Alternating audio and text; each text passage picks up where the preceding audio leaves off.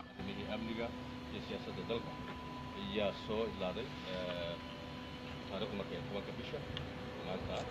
waxaa kale idila socodsiinayaa shirkaas waxaa loogu talagalay 2 maalmood inuu ahaado balse maalinta waxaa lagu soo aaday iyo miisaanka kale fadhiga baarlamaanka ayaa arrintaasi ilaa xilligaas ula soo gaaray marka haddana waxaan rabaa inaan dib u maro warmurtiyeedkii ka soo baxay golaha amniga qaranka golaha amniga qaranka ayaa kulan ku yeeshay magaalada muqdisho inta u dhaxaysa 5 ilaa 10 bisha luulyo 2017 kulanka waxaa shir gudoomiyey madaxweynaha jamhuuriyadda federaalka Soomaaliya mudane maxamed cabdullaahi maxamed farmaajo waxaana ka soo qayb galay ra'iisul wasaaraha jamhuuriyadda federaalka Soomaaliya mudane xasan cali khayre ku-xigeenka ra'iisul wasaaraha mudane maxamed guuleed madaxweynayaasha dowlad goboleedyada puntland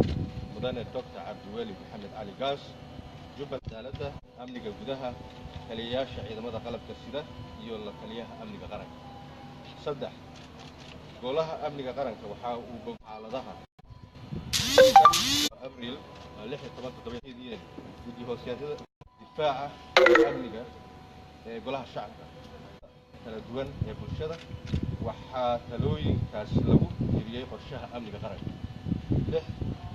6 goluhu waxa kale uu ku heshiiyey sameynta guddi farsamo oo ka shaqeeya isticmaalka qaab dhismeedka amniga qaranka oo ay ku jiraan qaab dhismeedka ciidamada nabad sugidda booliiska iyo ciidanka asluubka guddigaas waxa uu kala imaan doonaa dowladda federaalka dowlad goboleedyada iyo gobolka banaadir 7 golaha oo garowsan baahida loo qabo in siyaasad midaysan laga yeesho horumarinta nidaamka federaalka dib u eegista dastuurka iyo doorashooyinka qof iyo cod 2020 waxay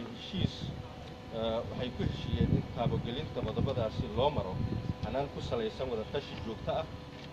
oo 3 biloodba mar ah 8 golaha wuxuu isku raacay in sharciga lagu dhisayo golaha amniga qaranka la horgeeyo golaha shacabka si waafaqsan qodobka 111 faqradda ha ee dastuurka kumeel gaarka 9 goluhu waxa uu meel mariyay heerka anshaxa ee